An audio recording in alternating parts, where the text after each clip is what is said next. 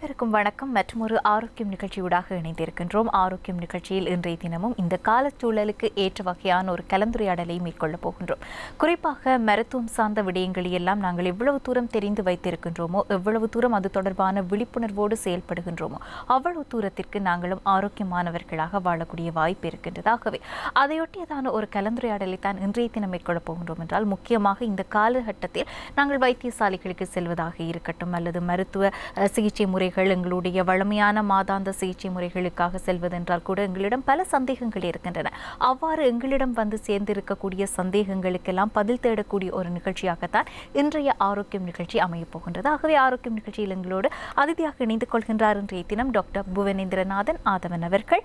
கொழும்பு தேசிய வைத்தியசாலையில் விசேட சத்திர சிகிச்சை நிபுணராக சேவையாற்றிக் கொண்டிருக்கின்றார். இன்றைய தினம் ஆரோக்கியம் நிகழ்ச்சியில் எங்களோடு இணைந்து கொண்டு பலதரப்பட்ட மக்களுக்கும் வைத்தியசாலைகளுக்கு இந்த காலச்சூழலில் சிகிச்சைகளுக்காக செல்வது தொடர்பில் ஏற்படக்கூடிய சந்தேகங்களுக்கான பதில்களை எங்களோடு பகிர்ந்து கொள்ளப் போகின்றார். டாக்டரை வரவேற்று விடலாம். நீண்ட நாட்களுக்கு பிறகு டாக்டர் வணக்கம். வணக்கம்.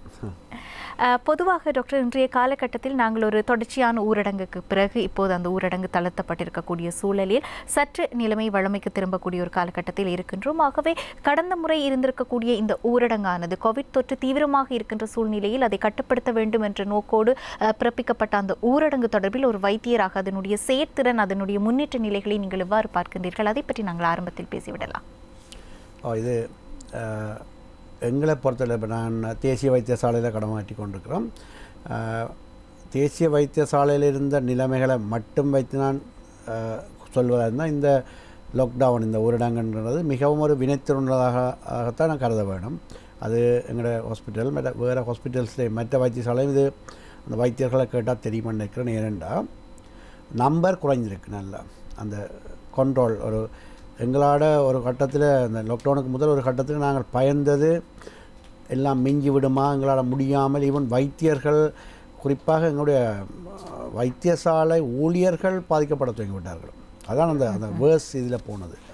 டாக்டர்ஸ், சிற்றூழியர்களாக இருக்கட்டும், தாதியர்கள், கன பேர், ஒரு சில மரணங்கள் கூட சம்பவித்து பலர் தொற்றுக்குள்ளாகி ஒரு யூனிட்டில் உள்ள கூட 4-5 பேர், ஒரு 10 பேர் இருக்கக்கூடிய இடத்துல 4 பேர் ஐசோலேஷன், 5 பேர், 50%, 40%மானவர்கள் வீட்டில் தனிமைப்படுத்தப்படுற அளவுக்கு தொற்று பரவ துவங்கினதோட நாங்கள் அந்த ஹெல்த் செக்டர், அதான் நீங்கள் பார்த்துவீங்கள், பல வைத்திய நிபுணர்கள் அந்த லாக்டவுனை கொண்டு வர வேண்டும் ஃபோர்ஸ் பண்ணி கொண்டு வந்தது. அது கொண்டு வரப்பட்டது பிறகு அது இந்த பலாவலனை இன்றைக்கி நாங்கள் நல்ல அதில் பெருமைப்படணும். ஆனால் அதுக்காக நீங்கள் ஓவர் கான்ஃபிடென்ட்டாக நாங்கள் இதை தவற விடக்கூடாது. உண்மையாக இந்த லாக்டவுன் ஒரு வினைத்திறனாக இருக்கின்றது. நோயாளர்கள், அதாவது தொற்றுள்ள நோயாளர்கள் எண்ணிக்கை குறைவடைந்ததோடு பாரதூரமான காம்ப்ளிகேஷன்ஸும் குறைஞ்சிருக்கின்றது, மரண வீதமும் குறைஞ்சிருக்கு. மற்றது இப்பொழுது எங்களுடைய வைத்தியசாலை, இப்போ தேசிய வைத்தியசாலையில் பல விடுதிகள் நாங்கள் கொரோனாக்காக ஒதுக்கப்பட்டிருந்ததில் இப்பொழுது வளமைக்கு திரும்பப்பட்டு கொண்டு இருக்கின்றது. பெரும்பாலும் ஒரு 80% விடுதிகள் பழைய வைத்திய நடைமுறைகளுக்காக கையளிக்கப்பட்டு கொரோனாக்குரிய இந்த கோவிட் தொற்றுள்ளவர்களை தடுத்து வைக்கக்கூடிய அந்த விடுதிகள் எண்ணிக்கை குறைக்கப்பட்டிருக்கின்றது. இது நிச்சயமாக விடைத்திறனுள்ள ஒரு லாக்டவுன் என்று தான் நாங்கள் சொல்ல வேணும். இது நாடு பூராவும் நான் நினைக்கிறேன் எல்லா வைத்தியசாலையும் இப்படியான நிலைமை இதை பார்க்கலாம். அது உண்மை நிலை இருக்குது. அதை நாங்கள் இப்போ இப்போ தளர்த்தப்பட்டிருக்குன்னு. ஆகவே இதே மாதிரி இந்த லாக்டவுனில் எப்படி நாங்கள் எங்களுடைய வாழ்க்கை முறையை அனுசரித்து அதுக்கு பழக்கப்பட்டு கடைப்பிடித்தோமோ, அதை தொடர்ந்தும் லாக்டவுன் உள்ள மாதிரியாகவே நாங்கள் எங்களால் இயலுமானவர்கள் கடைப்பிடிப்பமாக இருந்தால் தொடர்ந்தும் இந்த நோயின் தாக்கம் பிரச்சனையிலேருந்து நாங்களும் பாதுகாத்து, எங்களையும் பாதுகாத்து, இந்த நாட்டையும் நாங்கள் இதிலேருந்து விடுபட செய்யலாம்னு நான் ஒரு வைத்திய என்ற முறையில் நான் சொல்லக்கூடிய இருக்கும். இதேவேளை டாக்டர், இந்த ஊரடங்கு காலம் அது தளர்த்தப்பட்டு இருக்கக்கூடிய இந்த காலகட்டங்களில் மக்களினுடைய செயற்பாடு இந்த தீவிர நிலைக்கு சென்று இப்போது கட்டுப்பாட்டிற்குள் வரக்கூடிய ஒரு சூழ்நிலை, இவற்றையெல்லாம் ஒரு வைத்தியராக நீங்கள் பார்த்து கொண்டிருக்கின்ற போது அந்த நிலைமைகளை நீங்கள் எவ்வாறு புரிந்து கொண்டீர்கள்? அது தொடர்பான உங்களுடைய அனுபவம் எவ்வாறு இருந்தது? அதை பகிர்ந்து கொள்ளுங்கள். இதில் குறிப்பாக நான் நினைக்கிறேன், இந்த தொற்று வந்து நீங்கள் தனிமை அந்த டிஸ்ட்ரிக்ட் டு டிஸ்ட்ரிக்ட், இப்போ நாங்கள் முந்தி பார்க்கும்போது எங்கள் நாட்டில் எந்த இடத்துக்கும் போகக்கூடிய மாதிரியான இதில் ஒரு கட்டுப்பாடு இல்லாமல் தெரிஞ்சபடினால அந்த பரவல் ஒரு கண்ட்ரோல் பண்ண முடியாது. ஈவன் பிஹெச்ஐ அந்த அவர்கள் அந்த ஏரியாவுக்குள்ளவர்கள் போய் அந்த ஒரு தொட்டுண்டு அவர் சம்மந்தப்பட்ட ஆக்களை போய் பார்த்தாலும் அவர் ஒரு இடத்துல ஒரு ஃபார் எக்ஸாம்பிள் ஜெஃப்னாவில் ஒரு ஆள் தொற்றுள்ளவரை கண்டுபிடிக்கும் போது அவர் வந்தது கொழும்பிலேருந்து கேள்விப்பட்டால், இப்போ இந்த கொழும்பில் வந்து அவர் இந்த வீட்டில் போனால் அவையில் ஒரு ஆள் கேண்டிக்கு போயிருக்கிறேன்டா நாடு முழுவதும் ஒரு சமூக பரவல் மாதிரியான நிலைமைக்கு போகிற அளவுக்கு போனது. ஆனால் இந்த லாக்டவுனால் என்னென்னா நாங்கள் ரெஸ்ட்ரிக்ட் பண்ணப்பட்டோம். மாகாணங்கள் மாவட்டங்களுக்கு இடையில் கூட உள்ளூரில் நடந்து தங்களுடைய தேவைகளுக்கு அவசர தேவைகளுக்கு போகிறதுக்கு அனுமதி வழங்கப்பட்டிருந்தது. அது ஒரு நல்ல விஷயம்னு கருத வேணும். மக்களை நான் பார்க்கக்கூடியது இவன் கொழும்பிலேயும் இங்கேயும் நடைந்தோ தங்களுடைய சொந்த வாகனங்கள்லேயோ அவசர தேவைகளுக்கு மட்டும் அந்த டிஸ்ட்ரிக்டோ அந்த எல்லைகளுக்குள்ளே அவர்கள் நடமாடினார்கள். அது பாதுகாப்பு போலீஸ் கூட கண்காணிப்போட அதால் அந்த சமூக பரவல் என்கின்ற கூட ஏற்படலை. ஒரு ஏற்பட்டது அப்படியே கண்ட்ரோல் பண்ண ஈஸியாக இருந்தது. அதால் தான் நான் நினைக்கிறேன் இந்த வினைத்திறனாக வெற்றி பெற்று நினைக்கிறேன். இது சம்மந்தமாக நீ வருங்காலங்களில் ஆராய்ச்சிகளில் எங்களுடைய சமூக மருத்துவ அதாவது கம்யூனிட்டி மெடிசின் செக்ஷன் ஹெல்த் செக்டர்லேருந்து பெரும்பாலும் பல ரிசர்ச்சுகள் வெளிவரும். அப்போ நாங்கள் அதை ஒரு புள்ளி விவரவியல் அடிப்படையில் ஒரு சயின்டிஃபிக்காக நாங்கள் அதை பார்க்கலாம். ஆனால் ஒரு ப்ராக்டிக்கலாக ஒரு கண்கூடாக காணக்கூடிய வெளிப்படையான தன்மை இந்த லாக்டவுனால் நல்ல கண்ட்ரோல், நம்பர் ஆஃப் கேஸஸும் குறைஞ்சிருக்குது, காம்ப்ளிகேஷன் டெத் ரேட்டும் குறைஞ்சி, மோர்டாலிட்டி அண்ட் மோபிடிட்டின்னு சொல்லுவோம், ரெண்டும் குறைந்ததை நாங்கள் பார்க்கக்கூடியா இருக்குது. அது ஹாஸ்பிட்டலில் வச்ச தரவுகளை வச்சு நாங்கள் காணிக்கக்கூடியா இருக்கும். இதுக்கு முதல் இந்த லாக்டவுனுக்கு முதல் நாங்கள் எங்களுடைய அட்மிஷன் டே எடுத்தோம்னா வார்டுக்கு வார அட்மிஷன் சர்ஜிக்கல் வார்டுக்கு வார அட்மிஷன் டே பேஷண்ட்டில் ஒரு 5 தொடக்கம் 6 அல்லது ஈவன் 10 பேர் கூட பாசிட்டிவாக வரக்கூடிய நிலைமையில் இருந்தது. இப்போ லாக்டவுனுக்கு பிறகு வரக்கூடிய அட்மிஷன்ஸில் 1 இல்ல 2 ஈவன் 1-2 அட்மிஷன் டேயில் ஒருத்தர் கூட நாங்கள் அந்த கோவிட் ரேபிட் ஆன்டிஜன் டெஸ்ட் தான் செய்வோம். அது கூட நெகட்டிவாக ஒருத்தரும் பாசிட்டிவாக வராத கட்டம் கூட ஏற்பட்டிருக்கு. அது ஒரு மிகவும் நல்ல ஒரு நிலை. இதை தொடர்ந்து பேணுவதற்கு மக்களும் நோயாளர்களும் எல்லா இது சம்பந்தமான ஹெல்த் ஒர்க்கர்ஸும் மற்ற எல்லாரும் இதை ஒத்துழைச்சா நல்லமென்று நான் நினைக்கிறேன். நிச்சயமாக ஒரு தீவிர நிலைக்கு செல்கின்ற போது அனைவருக்கும் தான் அசௌகரியம். நாங்கள் கொடுக்க போகின்ற விலை உயிர்களாக இருக்கும் போது எல்லோரும் கவனமாக இருந்து விட்டோமே ஆனால் இந்த தீவிர நிலையை மீண்டும் நாங்கள் சந்திக்காமல் சுமூகமாக செல்லக்கூடிய வாய்ப்பு இருக்கின்றது. இதேவேளை டாக்டர், நாங்கள் இந்த தீவிர நிலையின் போதாக இருக்கட்டும் அல்லது முடக்கு நிலையின் போதாக இருக்கட்டும், நீங்கள் முன்னமே பல நேர்காணல் குறிப்பிட்டிருந்தீர்கள், சத்திர சிகிச்சைகளை எல்லாம் மட்டுப்படுத்தப்பட்ட அளவில் மேற்கொள்ள வேண்டிய தேவை இருந்தது. அவசரமான இனி இல்லை என்ற மிக தீவிரமான விடயங்களுக்கு மாத்திரம் நாங்கள் உடனடியாக செயல்பட வேண்டிய தேவை இருப்பதாக. ஆகவே இப்போது அந்த நிலை எவ்வாறு இருக்கின்றது? மருத்துவ சிகிச்சைகள், சத்திர சிகிச்சைகளுக்கான அனுமதிகள் இவையெல்லாம் வழமைக்கு திரும்பி ஆயிற்றா அல்லது அங்கு இன்னமும் சில விதிமுறைகள் கடைபிடிக்கப்படுகின்றனவா? அவை பற்றி உங்களுடைய கருத்து. இந்த லாக்டவுனுக்கு முதல் தீவிரமான நிலையில் இருக்கும் போது அந்த 3வது அலை என்ற உச்சக்கட்டத்தில் ஆக்சிஜன் பற்றாக்குறை, மற்றது ஐசியூ அதி தீவிர கண்காணிப்பு பிரிவின் தேவைகள் காரணமாக சில எலெக்டிவ் சர்ஜரியை நாங்கள் நிப்பாட்டியிருந்தாங்க. அந்த உயிராபத்தோ அல்லது பிரச்சனை காம்ப்ளிகேஷன் ஒன்றும் வராமல் இருக்கக்கூடிய சில சர்ஜிக்கல் கண்டிஷன் சர்ஜரிகள் போஸ்ட்போன் பண்ணியிருந்தது. ஆக அவசர சத்திர சிகிச்சைகளும் புற்றுநோய்க்குரிய சத்திர சிகிச்சை மட்டும்தான் செய்து கொண்டு இருந்தாங்க. அது ஏன்னா அந்த கொரோனா பேஷண்ட்டுக்கு தேவையான தேவைகளை பூர்த்தி ஒரு சப்போர்ட்டுக்காக நாங்கள் அதை ப்ரிவென்ட் பண்ணி வச்சு நாங்கள் எல்லா ரிசோர்ஸஸையும் கொரோனா பேஷண்ட்ஸின் ஆக்சிஜன், ஐசியூ, வெண்டிலேட்டர் நீடை நாங்கள் இல்லைன்னு சொல்லக்கூடாதுக்காக. ஆனால் இப்போ நான் சொன்ன மாதிரி நல்ல ஒரு ரிசல்ட்ஸ் வந்தபடியாக பல விடுதிகள் விடுவிக்கப்பட்டு ஈவன் அதிதீவிர சிகிச்சை பிரிவில் கூட பெட் அதில் இருக்கிறபடினா ஐசியூ பெட்ஸ் கூட அவைலபிள், ஆக்சிஜன் தேவையும் உள்ள டாக்டர் பேஷண்ட்ஸின் நம்பரும் குறைஞ்சிருக்கிறபடினாலையும் நாங்கள் படிப்படியாக இப்போ நாங்கள் பழைய சரியான நிலைக்கு போகாவிட்டாலும் நாங்களும் ஒரு கிராஜுவலான முறையில் ஒரு படிப்படியாக நாங்கள் எலெக்டிவான சர்ஜரிகள் செய்ய தொடங்கிவிட்டோம். ஆனால் அதில் சில கண்ட்ரோலோடு இப்போ நாங்கள் முந்தைய ஒரு 100% சர்ஜரி செய்யப்பட்டேன்னு சொன்னால் நாங்கள் இந்த கொரோனா பீக் டைமில் ஒரு 40% செய்திருப்போம். இப்போ நாங்கள் பிளான் பண்ணிக்கிறோம் ஒரு 60% to 70% அந்த இதில் செய்வோம். இன்னும் ஒரு மாதம் இப்படியே நாங்கள் இந்த வழிமுறையில் போய் இந்த கட்டுப்பாடு நல்லா இருக்குமா இருந்தால் நாங்கள் பழையபடி பெரும்பாலும் இன்னும் ஒரு மந்தில் அது இந்த வேக்சினேஷனும் கம்ப்ளீட் பண்ணப்படுமா இருந்தால் நிச்சயமாக எங்களுக்கு இந்த கோவிடின் அந்த நம்பர்ஸ் காம்ப்ளிகேஷன்ஸ் டெத் ரேட் எல்லாம் குறையுமா இருந்தால் மோர்டாலிட்டி நாங்கள் இன்னும் ஒரு மந்தில் நான் நினைக்கிறேன் எங்களோட ஹாஸ்பிட்டலில் எல்லா ஹாஸ்பிட்டல் வைத்திய சேவைகளையும் பழைய மாதிரி சாதாரண நிலைக்கு போகலாம்னு நம்பிக்கை இருக்குது.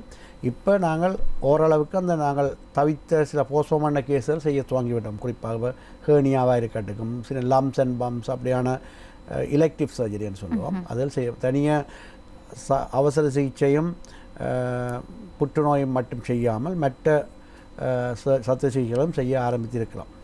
அது ஒரு நல்ல செய்தி நினைக்கிறேன் மக்களுக்கு. அது ஆனால் இது மக்கள் இந்த பார்க்குற நிகழ்ச்சியை பார்க்குற எங்களோட மக்கள்கிட்ட கையில் தான் இருக்குது. நீங்கள் இந்த லாக்டவுன் எடுத்துட்டோம்னு சொல்லி தயவு செய்து அந்த ஓவர் கான்ஃபிடென்ட்டாவோ உதாசீனம் செய்ய வேணாம். இது திருப்பி திருப்பி சொல்கிறது, நீங்கள் ஒவ்வொருவரும் இதில் பங்களிக்க வேணும். தனியாக எங்களுக்கு அரசாங்கத்தால் வர கட்டுப்பாடோ அல்லது ஒரு போலீஸ் சொல்கிறதோ இராணுவம் சொல்கிறேன்னு சொல்லி நீங்கள் விளங்கிக் கொள்ள தேவை. இது உங்களுடைய சுகாதாரம், உங்களுடைய ஹெல்த். நீங்கள் அந்த கட்டுக்கோப்புகளை கடைப்பிடிச்சது அந்த எல்லாத்தையும் எப்படி நீங்கள் இதுக்கு முதல் ஒரு லாஸ்ட் 1 month 2 months இருந்தீங்களோ அதே மாதிரி தொடர்ந்து வாழ்க்கையில் இருந்தால் உங்களுக்கு எப்பவும் எந்த ஒரு தொற்று இருந்து நீங்கள் பாதுகாக்கலாம். எங்களுக்கு ஹெல்த் ஒரு பேண்டமிக் ஒரு இப்படியான ஒரு தீவிரமான ஒரு இக்கட்டான நிலைகள் நாங்கள் மாட்டுப்படாமல் இருக்கலாம். இது ஒரு நல்ல பாடமாக எடுத்து நாங்கள் ஃப்யூச்சரில் எந்த ஒரு பேண்டமிக் இது கொரோனா இல்லை இனி காலத்தில் இன்னொரு வைரஸ் இருந்தாலும் நாங்கள் ஈஸியாக அதை ஃபேஸ் பண்ணக்கூடிய மாதிரியான ஒரு சிஸ்டத்தை நீங்களாக உருவாக்கி கொண்டீங்கன்னா நல்லா இருக்கும்னு நினைக்கிறேன். இன்றைய தினம் டாக்டர் புவனேந்திரநாதன் ஆதவன் அவர்கள் எங்களோடு இணைந்திருக்கின்றார் ஆரோக்கியம் நிகழ்ச்சியில். டாக்டர், பொதுவாக இப்போது 2 மாதங்களுக்கு முன்பு இருந்திருக்கக்கூடிய சூழ்நிலையை சற்று நாங்கள் மீட்டு பார்த்தோமேயானால் நிலைமை மிக தீவிரமாக இருந்தது. நூற்றுக்கணக்கான மரணங்களை ஒவ்வொரு நாளும் சந்திக்கின்ற ஒரு தீவிர நிலை எங்களுக்கு காணப்பட்ட போது அநேகமாக பொதுமக்களுடைய உளவியல் ரீதியான தாக்கம் மற்றும் அவர்களுடைய உளவியல் ரீதியான தவிப்புகள் பற்றியெல்லாம் நாங்கள் பல தடவைகள் பேசி இருக்கின்றோம். ஆனால் இவ்வளவுத்தையும் கண்களால் நேரடியாக பார்த்து கொண்டு சிகிச்சை வழங்கிக் கொண்டு ஒரு இக்கட்டான சூழ்நிலைக்கு முகம் கொடுத்தவர்கள் என்றால் நிச்சயமாக சுகாதார பணியாளர்களும் அது தொடர்பான ஊழியர்களுமாகவே அந்த நிலை தொடர்பில் உளவியல் ரீதியாக நீங்கள் ஒவ்வொருவரும் முகம் கொடுத்திருக்கக்கூடிய அந்த மனோபாவம் மனோநிலை எவ்வாறு இருந்தது, அதை பேசலாம் டாக்டர். என்ன தனிப்பட்ட முறையில் நான் சொல்லக்கூடிய கருத்து என்னென்னா, ஒரு எங்களை அறியாமல் ஒரு ஃபியர் இருந்தது தான். எங்களுக்கு ஃபியர் இருந்தது, ஒரு நிச்சயம் இல்லாத எந்த ஒரு பாரதூரமான ஒரு விபத்தாக இருக்கட்டும், ஈவன் கடந்த காலத்தில் யுத்த காலத்தில் ஏற்பட்ட பல குண்டுவெடிப்புகளாக இருக்கட்டும், உயிர் சேதங்கள் எதையும் மேனேஜ் பண்ணுறதுக்கு ரெடியாக ஃபேஸ் பண்ணி கொண்டு வந்தாங்க. இது ஒரு கண்ணுக்கு தெரியாத ஒரு கிருமியால் அதுலேயும் நான் முதலில் குறிப்பிட்ட மாதிரி வைத்தியசாலை ஊழியர்கள், அது கன்சல்டனாக இருக்கட்டும், நார்மல் டாக்டர்ஸாக இருக்கட்டும், தாதியர், அவர்கள் கூட பாதிக்கப்படுகிற அளவுக்கு வரும்போது அது ஒரு ஃபியரும் ஒரு டிப்ரெஷன், மற்றது ஒரு ஒரு ஒரு அது சொல்கிற மன விரக்தியை தான் ஏற்படுத்தியிருந்தது. ஆனாலும் நாங்கள் அதுக்காக நிற்க முடியாது, போக வேண்டிய கட்டாயம் போய் செய்ய தான் பண்ணது. இது ஒரு சேலஞ்ச் தான். ஆனால் சேலஞ்சில் நாங்கள் இந்த சில வேளை நீங்கள் பார்த்துப்பீங்க, சில கிரிக்கெட் மேட்ச் நடக்க கடைசி ஓவர் இருக்கும், ஆனால் 40 ரன் அடிக்கணும். ஒவ்வொரு போலுக்கும் 6 அடித்தாலும் அடிக்கலாது. அப்படியான வித தோக்க போகிற மேட்ச் மாதிரி ஒரு இதில் போய்க்க சில வேளை 2-3 ஒயிட் பால் ஒரு நோ பால் போட்டு ஃப்ரீ ஹிட் கிடச்சி சில அந்த மேட்ச் வெல்லலாம். அதே மாதிரி ஒரு சுச்சுவேஷனில் தான் நாங்கள் இருந்த மாதிரி யோசிக்கிறோம். என்னை பொறுத்தல ஒரு கலப்பை லாக்டவுனை போட்ட உடனே அது குறைய துவங்கினோடனே அந்த ஒரு தென்பு வந்துச்சு. ஒரு கட்டத்தில் நாங்கள் எல்லாம் முடிஞ்சு இப்போ ஈவன் டாக்டர்ஸே எல்லோரும் ஒவ்வொரு குவாரண்டைன் பண்ணுறோமோ, ஹாஸ்பிட்டலைஸ் ஆகிறோமோ, மரணம் சம்பவிக்க போதோண்டு எங்களுக்குள்ளேயே நாங்கள் ஆக்களை மீட் பண்ணாமல் அவாய்ட் பண்ணி வலிமையாக ஒரு இடத்துல கூடி டீ குடிக்கிற ஆக்கள் நாங்கள் மீட் பண்ணாமல் காருகளில் இருந்தாக்கள், நான் காப்பாக்கில் போய் காருக்குள்ளே இருந்துட்டு ஓட்டில் போய் ஓட்ட முடிஞ்சு காரில் வந்துட்டு கையை கழுவி போட்டு வீட்டை வந்து சத்தமுறை இருந்துட்டு போகிற மாதிரியான அதில் ஒரு டிஃப்ரெண்ட் டைப்பான ஒரு ஃபியர்ஃபுல்லான ஒரு சுச்சுவேஷன்லாம் நாங்கள் இருந்தோம். அது எல்லாருமே ஏற்றுக்கொள்ளலாம். ஒரு சில பேர் அதை ஒரு சேலஞ்சாக எடுத்தாலும் என்னை பொறுத்த அது பெரிய ஒரு கவலையானதும் ஒரு மற்றது எங்களை நம்பி வர பேஷண்ட்ஸையும் நாங்கள் ஒரு கட்டத்துக்கு அங்கால ஆக்சிஜன் கொடுத்து அண்டு வெண்டிலேட்டர் போட்டாலும் அவர்கள் மரணத்தை தவிர்க்க முடியாமல் இருந்துச்சு. தெரியும், ஒரு நாளைக்கு சிலவில் 200 பேர் அப்படியெல்லாம் மரண நியூஸில் பார்த்தோம். அது பெரிய அது வெளிநாடுகளில் யூஎஸில், இந்தியாவில், யூரோப்பில், இத்தாலியில் பார்த்ததை நாங்கள் நேரே இங்கே பார்க்க அது ஒரு என்னன்னாலும் எந்த வைத்திய சேவை செய்கிறனாலும் மருத்துவ தொழில் அவர்களும் மனிதர்கள், அவர்களுக்கும் அந்த உணர்ச்சிகள் இருக்குது. அப்போ அப்படி ஒரு இதில் நாங்கள் ஒரு ஃபியரும் டிப்ரெஷனும் ஒரு தடுமாற்றம் ஒரு ஹோப்லெஸ் ஒரு எதிர்காலத்தை பற்றி இருண்ட ஒரு எதிர்காலத்தை பார்த்த மாதிரியான இப்படி போனால் இங்கே முடிய போதெல்லாம் முடிஞ்ச ஒரு நிலைமையில் என்னதான் பலதானம் ஹெல்த் இல்லையாண்டா நாங்கள் எல்லாம் மக்கள் அது ஒரு பெரிய ஒரு பிரச்சனை. அதுக்காக தான் நான் ஒரு கெஞ்சி கேட்குற மாதிரி தான் கேட்குறேன்டா அந்த நிலைமையை பார்த்தபடியே சொல்கிறேன். அந்த இதுக்கு திருப்பி போகாத மாதிரி நாங்கள் மிகவும் கட்டுப்பாட்டோடு இருக்கோம். இதில் எல்லாரும் ஒவ்வொரு குடிமகனும் உணர்ந்ததில் கன்வீட் பண்ணி நாங்கள் இனிமேல் அப்படியானதுக்கு போகக்கூடாது. சரியான வழிமுறைகள் நீங்களாகவே உங்களை கட்டுப்படுத்துக்கும். நிச்சயமாக இது நான் திருப்பி சொல்கிற ஒரு விஷயம், ரெண்டாவது ஆள் உங்களோட வீட்டில் இருக்கிற மற்றால் சொல்ல வேண்டிய அவசியமே இல்லை. இந்த நோயிலேருந்து கட்டுப்படுறதுக்கு என்னென்ன வழிமுறைகள் இருக்குன்றது நீங்களாகவே அது ஒரு டிசிப்ளினாக கொண்டீங்களா தான் ஃப்யூச்சரில் நாங்கள் எப்படி ஒரு சிறுமையை பார்க்காம இருக்கலாம். ஏன்னா டாக்டர்ஸே வெளியில் சொல்லாட்டிலும் மருத்துவ உலகமே கலங்கி போயிருக்கேக்க நீங்கள் எங்கே போய் போகிறதா அந்த நிலைமை உருவாகக்கூடாது. இனிமேல் அது கட்டாயம் நாங்கள் கவனமாக இருக்கணும். அது ஒரு ஃபியர்ஃபுல்லான ஒரு கெட்ட கனவாக தான் யோசிக்கணும். அது நிச்சயமாக அந்த காலகட்டம் தீவிரமான அந்த நிலையில் கூட மருத்துவர்களினுடைய சேவை கூடவே சுகாதார ஊழியர்கள் பணியாளர்கள் என்ற அனைவருடைய அந்த சேவையையும் நாங்கள் ஒரு சராசரி குடிமகனாக அல்லது ஒரு தேசிய தொலைக்காட்சி என்ற அந்த பொறுப்புடைமையோடு நாங்கள் நன்றிகளையும் தெரிவித்து பாராட்டுகளையும் தெரிவிக்க வேண்டிய நிச்சயமாக அந்த பாராட்டுகள் அந்த துறை சார்ந்த அத்தனை பேருக்கும் சென்று சேர வேண்டிய விடயமாக இருக்கின்றது. அதேவேளை மீண்டும் நாங்கள் அந்த நிலைக்கு போகாமல் அந்த நிலைக்கு சென்றால் இந்த சமூகமாக நாங்கள் அதை தாங்க முடியாது என்கின்ற அந்த பொறுப்புடைமையும் தெளிவும் எங்கள் ஒவ்வொருவரிடம் இருக்க வேண்டும். அதை ஒரு வைத்தியருடைய உளவியல் சார்ந்த அந்த அனுபவத்தை பகிர்ந்து கொள்ளும் போதாவது எங்களுக்கு அந்த தீவிரத்தன்மை புரியும் என்பதால் தான் அந்த கேள்வியை கூட நாங்கள் கேட்டிருந்தோம். முக்கியமாக டாக்டர், இந்த விடயங்களை தாண்டி இப்போது இருக்கக்கூடிய மற்றொரு விடயத்தை நாங்கள் பேசுவதானால் வீடுகளில் இருக்கக்கூடியவர்களுக்கு வைத்தியசாலைகளுக்கு செல்ல வேண்டிய தேவை என்றால் இதை நாங்கள் இரண்டு விதமாக பிரிக்கலாம் என்று நினைக்கின்றேன். பொதுவாக ஏதோ ஒரு தேவைக்காக தொடர்ச்சியாக வைத்தியசாலை சிகிச்சைகளுக்கு மாதாந்தமோ அல்லது வாராந்தம் சென்று கொண்டிருப்பவர்கள் அல்லது ஆரோக்கியமாக இருந்து திடீரென்று ஒரு நோய் வாய்ப்பட்டு வைத்தியசாலைக்கு செல்ல வேண்டி ஏற்படக்கூடியவர்கள். இந்த சூழ்நிலையில் அவர்களுக்கு வைத்தியசாலைக்கு செல்வதில் சில வேளைகளில் பயமோ அல்லது தடங்களோ ஏதோ ஒன்று இருக்கலாம். ஆகவே அவ்வாறானவர்கள் இருக்கக்கூடிய சந்தேகங்களை எங்களிடம் தெரியப்படுத்தியதை இப்போது உங்களிடம் விடையாக நாங்கள் பெற்றுக்கொள்ளப் போகின்றோம். அந்த அடிப்படையில் முதலாவது விடயம், சில வேளைகளில் சில வருத்தங்களுக்கு வீடுகளில் செயற்கை முறையில் அதாவது வாய் மூலமாக குழாய் பொருத்தப்பட்டு திரவ உணவுகள் கொடுக்கப்பட்டு கொண்டிருக்கக்கூடியவர்கள், அவ்வாறானவர்களுக்கு வைத்தியருடைய கண்காணிப்பு அடிக்கடி அவர்கள் சென்ற அந்த பரிசீலனைகளை செய்து கொள்வது என்ற தேவை இருக்கின்ற போது இன்றைய காலகட்டத்தில் அதை அவர்கள் எவ்வாறு கையாள்வது, அவர்கள் இந்த சூழ்நிலையில் வைத்தியரை சென்று பார்க்கக்கூடிய நிலைமை இருக்கின்றது, அதை பற்றி நாங்கள் பேசலாம். நீங்கள் அப்படின்னு நினைக்கிறேன் இந்த விஷயம் ஒரு என்ஜி ஃபீடுன்னு சொல்கிறேன், நேசோ கேஸ்ட்ரிக் டியூப் ஃபீடிங் நினைக்கிறேன். இது குறிப்பாக இந்த பக்கவாதம் ஸ்ட்ரோக் வந்தவர்களுக்கும் சில நாங்கள் இந்த உணவு குழாயில் கேன்சர் புற்றுநோய் ஏற்பட்டு அது ஆப்ரேட் பண்ண முடியாது, நாங்கள் டெம்பரரியாக அந்த குழாய் மூலம்தான் இறைப்பைக்கு நேரடியாக திரவ உணவுகளை செலுத்துறது என்ஜி ஃபீடிங்னு சொல்லுவோம். அப்படியானவர்கள் வீட்டில் இருக்கும்போது அந்த டியூபை மாற்றுறதா அது கொண்டு வர சிரமங்களை நினைக்கிறேன். அது உண்மையாக அப்படியாக ஃபீடிங் செய்ய ஒரு அளவுக்கு அந்த டியூபின் நீளம், அதாவது உங்களுக்கு அவைக்கு தெரியும் அது வீட்டில் இருக்க அந்த டியூப் சோட இழுபட்டு வெளியில் வந்து விடலாம். அப்போ சரியான இடத்துல அந்த மெட்ட எண்ட் இருந்தால் தான் நாங்கள் இங்கே கொடுக்குற ஃபீட் அந்த இடத்துக்கு போகும், ஸ்டொமக்கில் இருக்க வேணும்.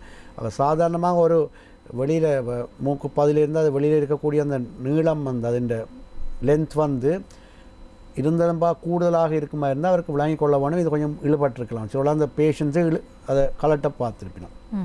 அப்படியான நேரத்தில் இவர்கள் ஃபீட் பண்ணும்போது அது சில லங்ஸுக்கு போகலாம், அல்லது சரியானது போகாமல் அது திருப்பியும் வாய் வழியாக ஒரு வாமிட்டிங் மாதிரி ஒரு இரிட்டேஷன் சொல்லுவோம், மேலாக ஓவர்ஃப்ளோ பண்ணி வரலாம். அப்படியான சந்தர்ப்பங்கள் இருமல் இருக்கும். அவர்கள் ஃபீட் பண்ணும்போது அவர்கள் அதை கணக்கை ஃபீட் பண்ண முடியாமல் இருக்கும். ஏன்னா ஒரு குறிப்பிட்ட ஒரு மணித்தியாலத்துக்கு கிட்டத்தட்ட ஒரு 150 ml கொடுக்குறேன்டா இப்போ 50 ml கொடுத்த உடனே அவருக்கு பிரச்சனை ஏற்படலாம்.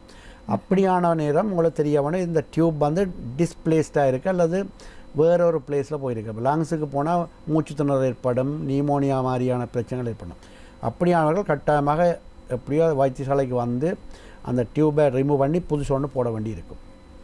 அல்லது அந்த டியூப்பில் ஏதாவது அடைப்பு ஏற்பட்டால் சில வேளையில் நீங்கள் திராவங்களை கொடுக்கும்போது லிக்விட் ஃபார்மை விட்டுட்டு அதில் சில துணிக்கைகள் போய் சிலவில் அடைப்பு ஏற்பட்டிருந்தாலும் உங்களுக்கு அந்த பிளாக் இருந்தாலும் உடனே அதை நீங்கள் உடனடியாக வைத்திய ஆலோசனை எடுக்க வேணும். மற்றது அப்படி டியூப்பில் கொடுக்கும்போது அந்த டியூப்பின கலரில் சேஞ்ச் அல்ல அதில் ஒரு பித்த பச்சை நிறமான அல்லது மஞ்சள் நிறமான செக்ரீஷன்ஸ் வாரது, அல்லது ஈவன் சில வேளை மியூக்கஸ் ஒரு சளித்தன்மையான ஃப்ளெம் மாதிரியான விஷயங்கள் வந்து ரத்தப்போக்கு ஏற்படுத்திருந்தால் அதுகளும் உங்களுக்கு இண்டிகேஷன் இது இந்த டியூபால் காம்ப்ளிகேஷன் ஏற்பட்டுக்கின்ற அர்த்தம். அப்படியான நிலைமையிலே நீங்கள் கட்டாயமாக அதை ரிப்ளேஸ் பண்ண வேணும். அப்போ நான் நினைக்கிறேன், அப்போ ஒரு என்ஜி ஃபீல்டில் இருக்கிற ஒரு பேஷண்ட்டை வச்சுக்கிறார்கள்லாம் இந்த கேள்வி கேட்டிருக்கலாம். அவர்களுக்கு சாதாரணமாக அந்த டியூப் வந்து இருக்கிற பிளேஸ் அந்த லென்த் சரியாக இருக்குது, நீங்கள் கொடுக்குற மாதிரி ஃபீட் பண்ணும்போது அந்த பேஷண்ட்டுக்கு ஒரு கம்ஃபர்டபுளாக இருக்கிறார், ஒரு அசௌகரியங்களும் இல்லை, மூச்சு திணறதோ அல்லது வயிற்று ஊறுறதோ இல்லை காய்ச்சல் அப்படியான ஒன்றும் இல்லைன்னு சொன்னால் நீங்கள் அதை ஈவன் 3-4 மாதங்களுக்கு கூட அதை விடலாம். இந்த நிலைமையில் நீங்கள் அடிக்கடி பேஷண்ட் அப்படியானவர்களை கொண்டு வரது எனக்கு தெரியும். அது வாகன போக்குவரத்து வீல் சேர் அதில் கொண்டு வரண்டா இந்த கொரோனா டைமில் அவர்கள் கஷ்டமாக இருக்கும். அவர்கள் ஒரு பிரச்சனை இல்லை இருந்தால் அதை போய் வேண்டாம் அந்த ஒருவர் போய் வைத்தியாசனம் எடுக்கலாம், அந்த நோயாளியை கொண்டு வர வேண்டிய அவசியம் இல்லை. அவர்கள் வீட்டிலே வச்சு அந்த என்ஜி ஃபீடை செய்து கொள்ளலாம். அந்த டியூபின் லென்த் கலர் அந்த பேட்டன்சி அதாவது அந்த ஃபீடிங் செய்யும்போது அதில் போகிற ஃப்ளோன்ற ரேட் அவர் வளமையாக செய்கிறது தெரியும் வித்தியாசம். மற்றது ஏதாவது டிஸ்சார்ஜ் இருக்குது அல்லது அது ஃபீட் செய்யும்போது அவருக்கு அப்நார்மலாக மூச்சு திணறல் ஏற்படுதுன்னு சொன்னால் இந்த டியூப் வந்து சில லங்ஸ் நுரையீரலுக்கு போயிருக்கலாம், அந்த மூச்சு குழாயில் போய் அந்த எங்களோட உணவு பதார்த்தங்களை விடலாம். அப்போ அது நீங்கள் கண்டுபிடிக்கலாம். புறக்கடிக்கிறேன்னு சொல்லுவோம். நாங்கள் அதை சாதாரணமாக சிலோட சாப்பிடும்போது கூட சிலருக்கு புரியறது அது அந்த மூச்சு குழாய்க்குள்ளே அந்த உணவு துணிகள் போகும்போது அது ரிஃப்ளெக்ஸாக வெளியில் கொண்டு வர பார்க்கும், கஃப் கொண்டு வரும். அப்படியான பிரச்சனை ஏற்பட்டால் நீங்கள் கட்டாயமாக கூட்டி கொண்டு வரலாம். இல்லாவிட்டால் நீங்கள் தொடர்ந்து வீட்டிலேயே 3-4 மந்த்ஸுக்கு அதை அந்த டாக்டர்ஸ் கொடுத்துருப்பினோம். எப்போ இந்த டியூப் மாற்றோன்னு டேட் போட்டோமோ அந்த டியூப் அதை மாத்திர டைமுக்கு வந்து மாற்றினா சரியாக இருக்கும். தினம் டாக்டர் புவனேந்திரநாதன் அவர்கள் எங்களோடு இணைந்திருக்கின்றார். பலதரப்பட்ட சந்தேகங்களும் எங்களுக்கு இருக்கின்ற இந்த கால சூழலில் வைத்தியசாலைக்கு செல்வது, சிகிச்சைகளை பெற்றுக்கொள்வது இது பற்றியதாக அவற்றையெல்லாம் நாங்கள் இன்று வைத்தியரோடு கலந்துரையாடி நிவர்த்தி செய்து கொள்ளப் போகின்றோம். அந்த அடிப்படையில் மற்றொரு விடயம் இருக்கின்றது, எங்களை வந்து சேர்ந்த விடயம் கொலஸ்ட்ரமி பொருத்தப்பட்ட நோயாளர்கள் வீடுகளில் அவர்கள் செயற்கை முறையில் மலம் கழிப்பதற்கான அந்த பைகள் பொருத்தப்பட்டிருக்கக்கூடியவர்கள் எவ்வாறான சூழ்நிலையில் வைத்தியசாலைக்கு செல்ல வேண்டும், என்னென்ன சூழ்நிலையில் அவர்கள் எந்தவிதமான அலட்சியமும் இல்லாமல் உடனடியாக வைத்தியசாலைக்கு செல்ல வேண்டும் அல்லது அந்த பைகள் எங்கு பெற்றுக்கொள்வது, இவ்வாறான சந்தேகங்கள் அவர்கள் மத்தியில் இருக்கின்றன. ஆகவே இவற்றுக்கான பதில்களை நீங்கள் இப்போது கூறுங்கள் டாக்டர். இந்த கொலஸ்ட்ரமி என்கின்றது கூடுதலாக நாங்கள் மலக்குடலில் வாசல் ஏற்படக்கூடிய புற்றுநோயாளர்களுக்கு தான் பெர்மனண்டான கொலஸ்ட்ரமி பொருத்தப்பட்டிருக்கும். சில பேருக்கு டெம்பரரியாக பொருத்த வேண்டி வரும். ஏதாவது விபத்துக்களில் வயிற்று குடலில் விபத்தில் ஏற்படக்கூடிய ஒரு டேமேஜால் அந்த குடல் பகுதியை டெம்பரரியாக ஒரு ஸ்ட்ரோமாவாக வெளியில் கொண்டாந்து பேருந்து அந்த இன்ஃபெக்ஷன்கள் மாறினா பிறகு நாங்கள் ரிவர்ஸ் பண்ணுவோம். இதை விடவும் அப்படியானவர்கள் கொலஸ்ட்ரமி உள்ள பேஷண்ட்டை வீட்டில் வச்சுருக்கிறவர்கள் அந்த கொலஸ்ட்ரமின் அந்த முதல் சொன்ன மாதிரி தான் இஞ்சி டியூப் மாதிரி தான் அந்த உண்மையாக நார்மலாக ஒரு கொலஸ்ட்ரமியில் சாதாரணமாக வளமையாக மலவாசலால் செல்ல வேண்டிய அந்த மலத்தை நாங்கள் ஒரு டெம்பரரியாக பொருத்தப்பட்ட ஒரு வயிற்றில் ஏற்படுத்தப்பட்ட ஸ்ட்ரோமாவால் வெளியில் எடுக்கிறோம். அதில் ஒரு பேக்கில் தான் அது கலெக்ட் பண்ணப்படும். அந்த பேக்கை நாங்கள் க்ளீன் பண்ணி அதை மாற்றுறதுக்கு அவர்களுக்கு பயிற்றப்பட்டிருப்பினோம். ஒரு செட் அந்த பேக் வந்து குறிப்பாக ஒரு 2 வாரங்களுக்கு அவர்கள் ஒருக்கா மாற்றினால் சரியாக இருக்கும். அதில் வந்து நாங்கள் பார்க்க வேண்டிய விஷயமான அந்த ஸ்ட்ரோமா அந்த கொலஸ்ட்ரமி சைட்டில் ஏதாவது வீக்கம் இருக்கின்றதா அல்லது சில பேருக்கு கடித்து அந்த அலர்ஜி மாதிரி வரலாம். அதை சுற்றி அதை சொல்கிற எஸ்கோரியேஷன் அந்த ஸ்கின்னில் வரக்கூடிய சில சேஞ்சஸ் சிவந்து புண்ணாகி அதில் பெயின் அந்த வீக்கங்கள் ஏற்பட்டு அந்த அந்த கொலஸ்ட்ரமி பேக் அந்த அதில் பொருத்தப்பட்டது விலகல் ஏற்பட்டு லீக் ஏற்பட்டு அதுகளால் குருதி போக்க அல்லது ஈவன் அந்த ஃபீக்கல் மெட்டீரியல் லீக் பண்ணுமா இருந்தால் பேக்கில் சேராமல் வெளியே லீக் பண்ணால் அது கட்டாயமாக ரிப்ளேஸ் பண்ண வேண்டும். இதை விட அந்த கொலஸ்ட்ரமி ஸ்டோமாவில் இருக்கக்கூடிய அந்த குடல் பகுதி சில பேருக்கு ஹேர்னியேஷனாக வெளியில் ப்ரொட்ரூட் பண்ணலாம், வெளியில் தள்ளி அது ஹேர்னியேஷன் சொல்லுவோம். அது அப்படி வரும்போதும் அதை நாங்கள் உடனடியாக அந்த ஆப்ரேஷன் நடந்த வார்டுக்கு போய் அதை ரீஃபேஷனிங் செய்யலாம் அல்லது அதுக்குரிய வைத்திய ஆலோசனையோ வைத்திய முறைகளை அங்கே பெற்றுக்கொள்ளலாம்.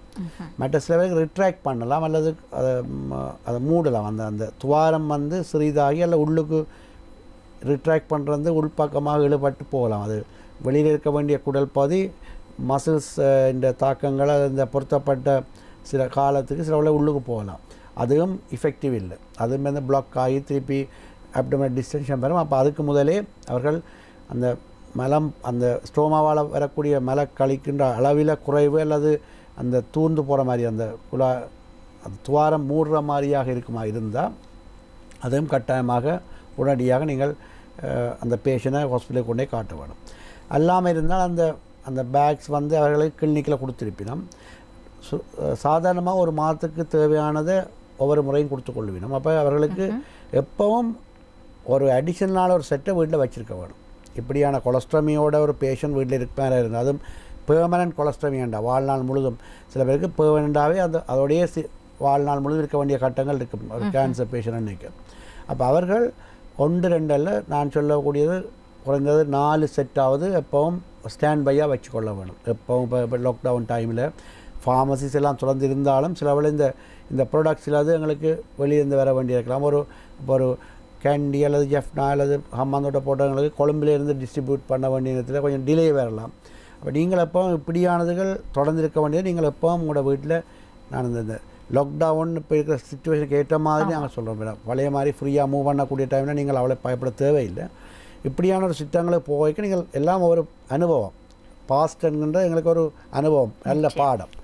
அதிலே நாங்கள் பாஸ்ட்டை வச்சு பிள்ளைகளை பிள்ளை பிடிக்க தேவையில்லை. அதில் நல்ல பாடத்தை படித்துட்டு ப்ரெசண்டில் எடுக்கிற ஆக்ஷனால் ஃப்யூச்சரில் ஒரு ஹோப்போடு இருக்கலாம். நாங்கள் அதை நீங்கள் அந்த இதை இந்த கொரோனாவின் இந்த இதில் லாக்டவுன் இதெல்லாம் பாடங்களை படித்திருப்பீங்கள். அதிலேயும் இந்த எதை நாங்கள் சேமித்து வைக்க வேணும், எதை தேவையில்லாம் சேமிக்கக்கூடாதுலாம் தெரிய வேணும். உண்மையான முக்கியமானது எதுவோ அதை நாங்கள் வைக்க வேணும். சில அதில் நாங்கள் தேவையில்லாமலும் அளவுக்கு அதிகமாக எங்களுக்கு தேவைப்படாத கூட கொண்டு பதுக்கி வைக்கிற அளவுக்கு போகக்கூடாது. ஆனால் இப்படியான விஷயங்கள் உங்களுக்கு வாழ்நாளும் தேவையானது. அது உங்களுக்கு தெரியும், ஒரு மலம் கழிக்கின்ற ஒரு டெம்பரரியாக கொலஸ்ட்ரம் உள்ள ஒருவருக்கு அந்த பேக் தச்சுவன் கிடைக்காம போனால் அதில் இருக்கிற அவதி எங்களுக்கு தெரியும். சாப்பிடுவார், அவருக்கு மலம் போகும், ஆனால் வளமையான பாதையில் வேறு பாதையில் போகும். இதை கலெக்ட் பண்ண வேணும். அப்போ அதெல்லாம் எவ்வளோ ஒரு மன ரீதியாக அந்த ஃபேமிலி கஷ்டப்படும். அவருடைய இதுக்குரிய ஆலோசனைகள் அதுக்குரிய ஆயத்தங்கள்லாம் வீட்டில் இருக்க வேணும். அப்போ அதை கடைசி நேரம் மட்டும் வச்சுக்கக்கூடாது. அது ஆனால் எந்த ஒரு பிரச்சனையிலையும் நீங்கள் இப்போ இந்த டைமில் ஈவன் என்ன ஊரிடாங்க இரவு மிட் நைட்டாக உங்களுக்கு ஒரு பிரச்சனை வந்து வீட்டில் அதை சகிக்க முடியாமல் பிரச்சனை அதுக்கு சால்வ் பண்ண முடியாமல் இருந்தால் உடனடியாக நீங்கள் ஈவன் கொழும்பு ஹாஸ்பிட்டல் ஆப்ரேட் பண்ண ஒருவர் இப்போ பெட்டிகுலோவா அல்லது ஜெஃப்னாவா அல்லது அண்டாபுரத்து இருந்தாலும் உங்களுக்கு உங்களோட ஊரில் உள்ள ஜிஹெச்சு கூட போகலாம். போனீங்கன்னா அந்த பிரச்சனை சால்வ் ஆகும். அப்போ ஆனால் நான் சொல்கிறேன்னா சில பேர் அதுக்கு போகக்கூட வசதி இல்லாமல் ஒரு வாகன வசதியோ இல்லாமல் பிரச்சனைகள் வீட்டில் 2-3 பேருக்கு நோய் வாய்ப்பாட்டு வேணும், கொரோனா டைமில் தனிமைப்படுத்தல் இருக்க போக முடியாத சிச்சுவேஷனில் இருக்கும்போது இப்படியான ஆயத்தங்களை செய்ய வைக்க வேணும். அப்படியான பிரச்சனைகள் எப்பவும் நாங்கள் ஒரு எதிர்நோக்கு முதலே அதை பற்றி ப்ரிடிக்ட் பண்ணி அதை நாங்கள் ஆயத்தமாக இருக்கிறது தான் நல்லம். இந்த கொலஸ்ட்ராமி என்கின்ற விஷயம் நாங்கள் இதில் இப்படி தொலைக்காட்சி நிகழ்ச்சியில் முழுமையாக விளங்கப்படுத்த முடியாட்டிலும் அந்த விடுதிகளில் அவர்களுக்கு அந்த ஸ்டோமாக்கே நர்சஸ் இருப்பினோம். அவையால் அந்த அட்வைஸ் அதுக்குரிய அந்த கையேடுகள் கொடுத்துருப்பினோம். அதே மாதிரி அந்த பேக் எப்படி பொறுத்துறதுன்றது வீட்டில் இருக்கிற ஒரு ஆள் மிகவும் துல்லியமாக பரிச்சயம் அடைஞ்சிருக்க வேணும். சிலவள பேஷண்ட்ஸே நல்ல வடிவாக தங்களுடைய அளவில் பார்க்கக்கூடிய சில ஃபீவலான வயது போனவர்கள் அவர்களால் செய்ய முடியாதவர்களுக்கு மட்டும் ஒரு வீட்டில் அந்த குடும்ப உறுப்பினர் ஒருவர் உதவ வேண்டி வரும். இதெல்லாம் நீங்கள் செய்து கொள்ளலாம். இதில் வர பிரச்சனைகள் நான் சொன்ன மாதிரி உடனடியாக உங்களால் முடியாட்டில் அருகில் உள்ள ஜிஹெச்ஓ ஒரு வைத்தியசாலை போகிறதான் நல்லது. இதேவேளை டாக்டர் மற்றும் ஒரு விடயம் இருக்கின்றது. குருதி வெளியேறுவது, மலத்தோடு குருதி கசிவது அல்லது சிறுநீரோடு குருதி கசிவது, இவ்வாறான சூழ்நிலைகள் இவ்வாறான நோய்கள் ஏற்படுகின்றவர்கள் அல்லது அவ்வாறு திடீரென்று இருந்தார் வீடுகளில் இருக்கக்கூடிய நிலையில் இவ்வாறு ஏற்படுகின்ற போது அவர்கள் எவ்வாறான சிகிச்சைகளை கையாள்வது? இதற்கு வைத்தியசாலைக்கு உடனடியாக செல்ல வேண்டுமா அல்லது தாங்கள் வீடுகளிலேயே தங்களுடைய உணவு பழக்க வழக்கம் இவை ஏதும் காரணமாக இருக்குமா? இப்படி பல சந்தேகங்கள் இருக்கின்றன. ஆகவே இவை தொடர்பான உங்களுடைய கருத்து என்ன? இல்லை, இதில் வந்து இந்த இரத்தப்போக்கு ஏற்படுறது இப்போ ஒரு வெரிகோஸ் வெயின் உள்ள ஒரு ஆளுக்கு இரத்தப்போக்கு காலில் ஏற்படலாம். அது ப்ளீடிங் ஃப்ரம் த வெயின்ஸ். அது உயிராபத்தை கூட ஏற்படுத்தலாம். அப்போ ஒருவருக்கு வெரிகோஸ் வெயின் இருக்கின்றது, அதிலிருந்து ஒரு இரத்த போக்கு ஏற்படுதுன்னு சொன்னால் அவர் அது உதாசீனம் செய்யலாம். அதுக்குரிய உடனடியாக ஆஸ்பத்திரி போக வேணும். அந்த இடத்துல நீங்கள் அந்த பேண்டேஜ் போடுறதோ அந்த அவர்களுக்கு சொல்லியிருப்பினோம், அது செய்ய வேணும். ஒருவருக்கு மலம் கழிக்கும்போது மலவாசலோட மலத்தோட ரத்தம் போகிறது, அது ஒரு இந்த பைல்ஸ் அதாவது மூலமாக இருக்கலாம், ஹெமராய்ட்ஸ்ன்னு சொல்லுவோம், அல்லது வேறு அல்சரேட்டிவ் கொலைட்டிஸ் அல்லது வேறு டியூமர் ஒரு கேன்சர் என்ற அறிகுறியாக கூட இருக்கலாம். இது வளமையாக அவருக்கு ஏற்கனவே இருந்த ஒரு பிரச்சனையில் அடிக்கடி போகிற விஷயம். அவர் இன்னென்ன ஒரு குறிப்பிட்ட மருந்துகள் அல்ல ஒரு லாக்ஸேட்டிவ்ஸ் ஒரு அந்த வயிற்று மலச்சிக்கல் இல்லாமல் சாப்பாடு எடுத்து அதை கண்ட்ரோல் பண்ணி இருந்தாராக இருந்தால் அது அவர்கள் வீட்டு அவருடைய கை மருந்தோ கை வைத்தியத்தோடு அவர்கள் அதை மாற்றிக்கொள்ளலாம். ஆனால் ஒரு காலமும் நடக்காத ஒரு விஷயம் அவர்களுக்கு இதுவரை காலத்தில் இப்படியான ப்ளீடிங் எபிசோடோ மலத்தோட மேலே ரத்தம் போகிறதோ அல்லது சிறுநீர் கழிக்கும் போது ரத்தம் போகிறதோ இல்லை கால்களில் இருந்தால் போல் ரத்தப்போக்கு ஏற்படுமா இருந்தால் அதுவும் இந்த காலகட்டத்தில் உங்களுக்கு தெரியும். இந்த வேக்சினேஷன் பிறகு கன பேருக்கு குருதியில் அதுவும் அந்த ரத்தம் குருதியில் ஏதாவது பிரச்சனை உள்ளவர்களுக்கு வெளிநாடுகளில் சில வேக்சின் தாக்கத்தால் ஒன்றில் குருதி உறையலாம் அல்லது ப்ளீடிங் எபிசோட் ஏற்பட்டுக்கலாம். இப்போ இப்படியான காலகட்டத்தில் அப்படி ஒன்று ஏற்பட்டால் நீங்கள் அதை உதாசீனம் செய்வதை நான் விரும்ப மாட்டேன். நீங்கள் ஒரு வைத்திய ஆலோசனை எடுக்கிறதா நல்ல. உடம்பிலிருந்து இரத்தப்போக்கு எந்த ஒரு வழியிலையும் இப்போ வாந்தியாக இருக்கலாம், இரத்த வாந்தியாக இருக்கலாம், மலத்தோட ரத்தம் போகிறதா இருக்கலாம், யூரின் கழிக்கும்போது சிறுநீரோட ரத்தம் ஹீமட்யூரியான்னு சொல்லுவோம், அதில் கால்கள் ஏற்படக்கூடிய வெரிகோஸ் வெயினோ ஒரு வூண்டில் இருந்தால் உங்களுக்கு எதிர்பாராத விதமாக அளவுக்கு அதிகமாக இரத்தப்போக்கு ஏற்பட்டால் அது ஒரு சாதாரண விஷயமாக எடுக்கக்கூடாது. கட்டாயம் அது உடனடியாக நீங்கள் வைத்திய ஆலோசனை எடுக்க வேணும். இதுகளுக்கு வைத்திய ஆலோசனை போகிறதுக்கு நீங்கள் பயப்பட தேவையில்லை. அது இப்போ நான் அதான் இப்போ சொன்னது, இப்போ லாக்டவுனுக்கு பிறகு எங்களுக்கு நம்பர் குறைஞ்சிருக்கு, அந்த வேக்சினேஷனுக்கு பிறகு நல்ல எஃபெக்டிவாக இருக்க மாதிரியான ஒரு தோற்றப்பாடு இருக்குது. ஆனால் உங்களோட ப்ரிகாஷன் எடுத்து நீங்கள் போய் உங்களோட தேவைக்கு போயிட்டு வரலாம். தேவைக்கு கட்டாயம் நீங்கள் போத்தாமணும், தேவையில்லாத அவாய்ட் பண்ணுறது நல்ல. ஆக கட்டுப்பாடுன்னு சொல்லி நாங்கள் தேவைக்கு போகாம விட்டு அதால் உயிராபத்தோ பிரச்சனை உண்டாக்கினோம்னா எங்களுக்கு பர்பஸ் லாஸ்ட். அது லாக்டவுன் அல்ல. ஒரு உங்களுக்கு அவசரம் ஏற்படும் போது போய் அதை நிவர்த்தி செய்ய வேணும். தேவையில்லாத விஷயங்களை அவாய்ட் பண்ணக்கூடியதை அவாய்ட் பண்ணணும். ஒரு கல்யாணம் விட்ட போய் 150 பேர் செய்கிறது திருமண வாய்வத்தை, ஒரு ஃபியூனரலில் கன பேர் போய் ஒன்றா கூடுறது, அது போகத்தான் பண்ண வேறு ரெஸ்பெக்ட் ஒவ்வொருத்தராக போய் அந்த கடைசி நேரத்தை செய்ய வேண்டும். அதுகளை நீங்களாகவே டிசைட் பண்ணணும். இதுக்கு நான்டா ஒரு எவ்வளவு கல்வி அறிவுள்ள ஒரு எங்களோட நாட்டில் 80-90% மேலே 95% எங்களோட கல்வி சராசரி எழுத்தறிவு உள்ள ஒரு நாட்டில் ஒரு அரசாங்கமோ ஒரு ஒரு மீடியாவோ இப்படி ஒரு நிகழ்ச்சியிலையோ நாங்கள் சொல்லி உங்களுக்கு சொல்ல வேண்டியது இல்லை. இப்படி ஒரு சமூக பரவலை உருவாகக்கூடிய ஒரு பேண்டமிக் உலகத்தை உலுகி போட்டிருந்த விஷயத்தில் அது எங்கட போன நாடுகளில் வசதிகளும் நாங்கள் விலை குறைவாக இருக்கும்போது சில வசதிகளும் நாங்கள் வெளிநாடுகள் டிபெண்ட் பண்ண வேண்டியிருக்கிறாங்க. நாங்கள் பாதுகாக்கணும். தேவையில்லாத வைபவங்கள், தேவையில்லாத கூட்டங்கள் அதில் அவாய்ட் பண்ணுறதை ஏன் நாங்கள் செய்ய முடியாதுன்னு நினச்சி சில கவலையாக இருக்கும். அதை நீங்கள் கண்டீங்கன்னா இப்போ நான் இந்த பிரச்சனைகள் வராமல் இருக்கும். ஆனால் உங்களுக்கு தேவை ஏற்படும் போது நீங்கள் கேட்ட மாதிரி ஒரு குருதிப்பெருக்கு ஏற்பட்டு ஒரு பிரச்சனை ஏற்படும் போது தயவு செய்து அதுக்கு நீங்கள் இது போனால் நாங்கள் ஆக்கள் கன பேர் சேருவோம், 2-3 பேர் சேர்ந்து அந்த பேஷண்ட்டை கொண்டு வந்து காட்டத்தான் வேணும்.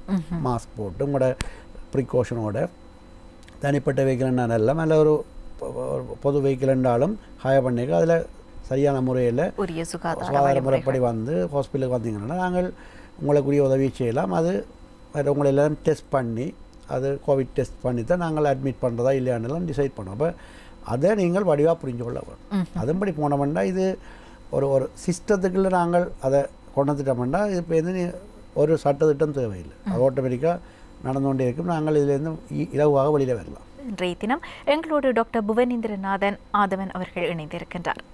எங்களுக்கு கிடைக்கப்பட்டிருக்கக்கூடிய கேள்விகளில் மற்றொரு விடயம் கேட்கப்பட்டிருந்தது டாக்டர். பொதுவாக இந்த காலகட்டம் இந்த முடக்க நிலைகளில் எல்லாம் நாங்கள் வீடுகளில் இருந்தே வேலை செய்கின்றோம். அநேகமாக வீடுகளில் அதிக நேரத்தை நாங்கள் செலவிட வேண்டிய ஒரு நிலை இருக்கின்ற போது தனக்கு நித்திரையின்மை ஏற்படுகின்றது, பசியின்மை இருக்கின்றது. இந்த நிலைமைக்கு என்ன காரணம்? என்னுடைய உளவியல் ரீதியான தாக்கமா அல்லது இது எனக்கு மட்டும்தான் இவ்வாறான பிரச்சனைகள் இருக்கின்றதா?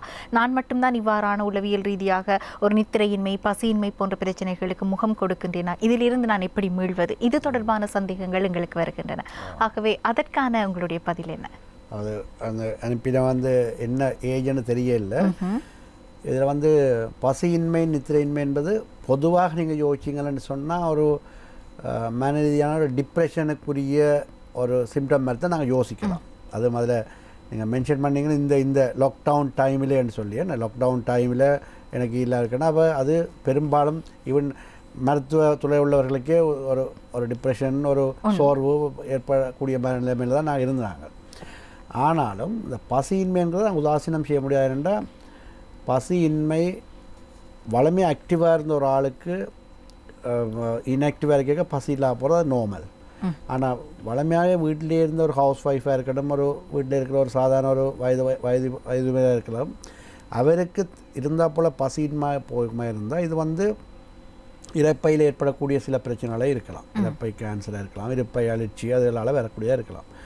அந்த மாதிரி இந்த பசியின்மையோட அடுத்த ஒரு அசோசியேட்டட் சிம்டம் நாங்கள் கேட்க வேண்டி இருக்கும். வேண்டாம் நித்திரையின்மை என்பதை பார்க்க வெயிட் குறையிடக்கூடாது பற்றி யோசிக்க வேணும். பசியின்மை இந்த தைராக்சின் குறைபாட்டால் வரலாம், சில ஹோமோனல் சேஞ்சஸால் வரலாம், மற்றது டிப்ரெஷன் சொன்ன மாதிரி மன ரீதியான பிரச்சனைகளாக வரலாம், சில மருத்துவ அதாவது டயபிட்டிஸ் அது எல்லாம் பார்க்கக்கூடிய சில மெடிசின்ஸ் அந்த சைடு எஃபெக்டாக கூட பசியின்மை ஏற்படலாம். பசி இருக்காது, அது ஈவன் அந்த டேப்லெட்டே பசியை குறைக்கிறதுக்குரியதாக இருக்கலாம். ஆனால் அதில் வெயிட் குறையுமா இருந்தால் பசியின்மையோட உடல் பருமனும் குறையுதுன்னு சொன்னால் அதில் சிக்னிஃபிகண்ட்டாக அந்த ஒரு குறிப்பிட்ட காலத்துக்குள்ள அவைக்கு இது சிக்னிஃபிகண்ட் இதாக இருக்குமா இருந்தால் அந்த வெயிட் ரிடக்ஷன் மிகவும் ஒரு மோர் தேன் 10 கிலோஸ் அப்படியாக ஒரு வித்தியாசமாக இருந்தால் கட்டாயம் இது இன்வெஸ்டிகேட் பண்ண வேணும், வைத்திய ஆலோசனை எடுக்க வேணும். சாதாரணமாக நான் சொன்ன மாதிரி ஒரு ஆக்டிவாக ஒர்க் பண்ணி கொண்டு இருந்த ஒரு ஆள் இருந்தால் இப்போ வீட்டிலே இருக்கிற கூட இப்போ பார்த்தீங்கன்னா ஸ்டூடெண்ட்ஸ் பள்ளிக்கூடம் போகாமல் வீட்டிலேருந்தே ஜூம் கிளாஸஸ் எக்ஸசைஸ் இல்லை, அவர்கள் வெளியில் போய் வர்றது குறைவு, வீட்டுக்குள்ளே இருக்கிறோம். ஈவன் வீட்டு சுற்றாடலில் கூட ஒரு ப்ளே பண்ணக்கூடிய விளையாட்டுகள் அல்லது ஒரு ஃபிசிக்கல் ஆக்டிவிட்டிஸ் இல்லாமல் வீட்டுக்கு இருக்கும்போது அந்த பாடி ஆட்டோமேட்டிக்காக அந்த பசின்ற அளவு அந்த செட்டிங்கை குறைச்சிருக்கும். பசி இருக்காது, தேவையாக இதுபடி தான் உள்ளெடுக்க வேண்டி வரும். அப்போ அது சாதாரணமாக நாங்கள் அக்செப்ட் பண்ணலாம். ஆனால் அப்படி இல்லாமல் உங்களுக்கு ஒரு அந்த பசியின்மைங்கிறது ஈவன் 3 நேரம் சாப்பிடல, ஒரு நேரம் மட்டும்தான் சாப்பிட்றேன், அதோட உடம்பும் உங்களோட வெயிட்டும் குறையுது, உங்களோட டே டு டே ஆக்டிவிட்டீஸும் செய்ய முடியாமல் இருக்குன்னா கட்டாயமாக இது ஒரு சிக்னிஃபிகண்டான ஒரு விஷயம். ஏனென்றால் பசியின்மைங்கிற ஒரு விஷயம் நாங்கள் ஒரு ஃபிசிக்கல் டிசீஸ்ன்னு பார்த்தா இரைப்பையில் ஏற்படக்கூடிய கேன்சருக்கு வரலாம், மற்றது லிவரில் ஏற்படக்கூடிய பிரச்சனைகள், லிவரில் ஏற்படக்கூடிய புற்றுநோய் அல்லது வேறொரு இடத்துல இருக்கிற கேன்சரின் லிவரில் பரவலால் ஏற்பட்டது செகண்டரின்னு சொல்லுவோம். லிவர் ஈரல் பல புற்றுநோய் பிரைமரி கேன்சரில் இருந்து பரவலை ஏற்படுத்துகிற முதலாவது ஒரு ஓகனாக கூட இருக்கலாம். ஈரலுக்கு போவோம். பிரெஸ்ட்லேருந்து கூட நாங்கள் பிரெஸ்ட் கேன்சர் பேஷண்ட்டுக்கு பசியின்மைன்னு சொன்னால் அந்த பிரெஸ்ட் கேன்சரால் வராது, அந்த பிரெஸ்ட் கேன்சர்லேருந்து அணுக்கள் ஈரலுக்கு போய் ஈரலில் பரவல் ஏற்பட்ட பிறகு வரலாம். இப்போ பசியின்மை என்கின்ற ஒரு சிம்டம் பல பிரச்சனைகளுடைய ஒரு சிம்டமாக இருக்கலாம். அப்போ அது ஒரு சிம்பிளாக ஒரு டிப்ரெஷனாக இருக்கலாம், ஒரு இன்ஆக்டிவிட்டியால் வரதாக இருக்கலாம், கேன்சர் போல் பார்வையான பிரச்சனையாக இருக்கலாம், வேறு அட்வான்ஸ் கேன்சராகவும் இருக்கலாம். அப்போ இதில் நான் சொல்ல வேண்டிய விஷயம் இது ஒரு காமனான கொஷனாக கேட்டபடினால ஆஸ் ஒரு மெடிக்கல் ப்ரொஃபஷனல் நான் சொல்ல வேண்டும், இதை உதாசீனம் செய்ய வேண்டாம். உங்களுக்கு இப்போ லாக்டவுன் எடுத்தாச்சு, இப்போ உங்களுக்கு நீங்கள் ஃப்ரீயாக ஒரு முந்தி தான் நீங்கள் தேவையில்லாமல் போய் யோசிக்கல, இப்போ உங்களோட வளமையாக காட்டுற டாக்டரோ அல்லது நீங்கள் ஒரு ஸ்பெஷலிஸ்ட்டையோ போய் பார்த்து ஒரு ஹாஸ்பிட்டலில் பார்த்து நீங்கள் இதுக்குரிய எண்டோஸ்கோப்போ இல்லை ஸ்கேனோ அல்லது அதுக்குரிய பிளட் டெஸ்ட்டில் செய்து ஒரு அட்வைஸ் எடுக்க நல்லவன் நினைக்கிறேன். இதேவேளை டாக்டர், வீடுகளில் இருக்கின்றவர்களுக்கு கால் வீக்கம் திடீரென்று ஏற்படுவது, அந்த காலில் ஒரு வலியோடு அந்த வீக்கம் இருப்பது, இவற்றுக்கு என்ன காரணம் எல்லாம் இருக்கும் என்றும் கேட்கின்றார்கள். அதற்கு உங்களுடைய பதில் என்ன அறிவுரை? கால்களில் ஏற்படக்கூடிய வீக்கத்தில் நாங்கள் ஒன்று மெடிக்கல் கோஸ் அல்லது சர்ஜிக்கல்னு பார்க்கலாம். நான் ஒரு சர்ஜரின முறையில் ஒரு டயபெட்டிக் ஆள் அல்லது ஒரு நலிவானவர்கள் உடம்பில் இம்யூன் பவர் இல்லாதவர்களுக்கு ஏற்படக்கூடிய பிரச்சனை செல்லுலைட்டிஸ்ன்னு சொல்லுவோம். அது ஒரு காலில் மட்டும் ஒரு கிருமி தொற்றால் வர பாக்டீரியாவின் தாக்கத்தால் வர ஒரு மிகவும் விரைவாக பரவி கொண்டு போகின்ற தோலுக்கு கீழே பரவக்கூடிய ஒரு தொற்று நோய் செல்லுலைட்டிஸ். அது கால்கள் ஏற்படக்கூடிய ஒரு புண்ணாக இருக்கலாம், ஒரு ப்ரிக் இன்ஜரிக்கு ஊடாக பாக்டீரியா உள்நுழைந்து அந்த அவருடைய பாடியில் டயபிட்டிஸ் அல்லது வேறொரு காரணத்தால் அவருடைய எதிர்ப்பு சக்தி குறைவாக இருந்தால் அது அந்த செல்லுலைட்டிஸே ஏற்படுது. அது கால் வீக்கம் அடைவதோட ரெட்னஸ் வரும், காய்ச்சல் இருக்கும், ஓமாக இருக்கும், பெயின் இருக்கும். அதாவது சிம்பிளாக நீங்கள் எந்த ஒரு டாக்டர் போனாலும் சிம்பிளாக அதை டயக்னோஸ் பண்ணலாம். மற்றது அந்த நோயாளர்கள் உடனடியாக ஹாஸ்பிட்டல் வருவினோம், என்ன இயலாது. அது செல்லுலைட்டிஸ் வந்த ஒருவர் மேக்ஸிமம் 1 டே மேனேஜ் பண்ணி பார்ப்போம், இல்லாட்டி கட்டாயம் ஹாஸ்பிட்டல் போகணும். அது பெரும்பாலும் நாங்கள் மிஸ் பண்ண மாட்டோம். அதுக்கு ஐவி இன்ஜெக்ஷன் மூலம் ஆன்டிபயோட்டிக் கொடுப்பதன் மூலமும் பெட் ரெஸ்ட்டில் நாங்கள் அதை ட்ரீட் பண்ணி வரலாம். ஆனால் 2 கால்களும் வீங்கிறது, அந்த கால் வீக்கத்தால் வர ஒரு வலி என்று சொல்லாமல் ஒரு அனீசினஸ், அது பாரமும் ஹெவினஸ் இருக்கிறது. குறிப்பாக மெடிக்கல், அதாவது ஹார்ட் ஃபெயிலியர், கிட்னி ஃபெயிலியர், அந்த ட்ரீட்மெண்ட் உள்ளவர்கள் கவனிக்க வேண்டும். ஒரு ஹார்ட் பேஷண்ட், டயபெட்டிக் பேஷண்ட், அல்லது கிட்னியில் ப்ராப்ளம் உள்ளவர்கள், சிறுநீரக தொழிற்பாடு குறைந்தவர்கள், குரோனிக் ரீனல் ஃபெயிலியர்னு சொல்லினோம், இவர்களுக்கு கால் வீக்கம் ஏற்படும் என்றால் பெரும்பாலும் 2 கால்களையும் ஏற்படும் அந்த வீக்கம். அவர்கள் உடனடியாக நம்முடைய மருத்துவ ஃபிசிஷியனுடைய அட்வைஸ் எடுக்க வேண்டும். இது ஹார்ட் ஃபெயிலியருக்குள்ளவர்கள் அப்படியாக இருந்தால் உயிராபத்தை கூட ஏற்படுத்தலாம். ஒரு ஹார்ட் ஃபெயில் பண்ணும்போது அந்த கால்களில் நீர் தேங்குதால் வர பிரச்சனை உண்டு. இது வந்து ஃப்ளூயிட் கலெக்ஷனால் வாரது, அதை எடிமான்னு சொல்லுவோம். அப்போ இந்த கால் வீக்கம் என்கின்ற ஒரு பொது விஷயம் இன்ஃபெக்ஷன் அல்லது அப்சஸ் அல்லது வெரிகோஸ் வெயினால் வர்ற ஒரு அல்சர், செல்லுலைட்டிஸ், அப்படி அந்த ஒரு அது சர்ஜிக்கலாக இருக்கும், அது அக்யூட்டாக இருக்கும், பெயினோட அந்த பேஷண்ட் ஒரு காலில் மட்டும் ஏற்படும், உடனடியாக வருவினம், ஹாஸ்பிட்டலில் வருவினம். ஆனால் 2 கால்களையும் ஒரு குறிப்பிட்ட அது நீண்ட காலத்துக்கு உடனடியாக வராது, படிப்படியாக கால் வீக்கம் அடைவாக இருந்தால் இது ஒரு மெடிக்கல் ப்ராப்ளம். ஆனால் அது கட்டாயம் பார்க்க வேண்டிய விஷயம். அதையும் நீங்கள் உங்களுடைய கார்டியாலஜிஸ்ட்டோ அல்லது ஃபிசிஷியனை பார்த்து அதுக்குரிய எடுக்க வேண்டும். சிலோட அட்மிட் பண்ண வேண்டியும் இருக்கலாம். அப்போ இதுவும் நீங்கள் கட்டாயம் வைத்திய ஆலோசனை போக வேண்டிய ஒரு விஷயம்தான். இதில் நீங்கள் நான் நினைக்கிறேன் அவர்கள் எதிர்பார்ப்பின கூட இப்படியாளுக்கு எப்படி வீட்டிலேருந்து தான் மருந்து எடுக்கலாம் வைத்திய ஹாஸ்பிட்டல் போல. நாங்கள் அன்ஃபார்ச்சுனேட்லி நான் ஒரு ஸ்பெஷலிஸ்ட் இதில் இருக்கும்போது நாங்கள் பிள்ளையாக வழி நடத்த இயலாது. அது ஒரு மீடியாவில் சொல்லும்போது, இந்த ஒரு நிகழ்ச்சியில் சொல்லிக்க சில தவிர்க்க வைக்கக்கூடிய நல்லதுக்காக சொல்லிக்க அது சில பாரதூரமான விஷயம் வந்து நான் பார்க்க நீங்கள் உங்களுக்கு அருகில் உள்ள வைத்தியருடைய ஆலோசனை எடுக்கிறது எப்போவும் நல்லா இருக்கும். இது சர்ஜிக்கல் கேஸ் பிரச்சனைன்னு சொன்னால் அந்த மாதிரி செல்லுலைட்டிஸ் அல்லது அப்சஸ் ஆனதுண்டா மிகவும் குறுகிய காலம், எவ்வளவு ஃபாஸ்ட்டாக வந்து எவ்வளோ ஃபாஸ்ட்டாக ட்ரீட் பண்ணி அனுப்பக்கூடியதாக இருக்கும். அப்படியே நீங்கள் கட்டாயம் வைத்தியசாலை போகத்தான் வேணும். இதேவேளை மற்றொரு சந்தேகமும் இருக்கின்றது சிலரிடம். திடீரென்று அவர்களுக்கு வயிற்று வலி ஏற்படுவது, காய்ச்சல் ஏற்படுவது, சிலருக்கு வாந்தி ஏற்படுகின்ற அறிகுறிகள், இவ்வாறான விடயங்கள் எல்லாம் எதனால் ஏற்படுகின்றது? அவ்வாறு ஏற்படுகின்ற போது ஒவ்வொரு முறையும் வயிற்று வலி ஏற்பட்டால் உடனடியாக வைத்தியசாலைக்கு செல்ல வேண்டுமா, அல்லது அடிக்கடி வயிற்று வலி ஏற்படுவதற்கென்று பிரத்யேக காரணிகள் எதுவும் இருக்குமா என்பதாக எல்லாம் சந்தேகங்கள் இருக்கின்றன. அவற்றுக்கான உங்களுடைய அறிவுரை என்ன டாக்டர்?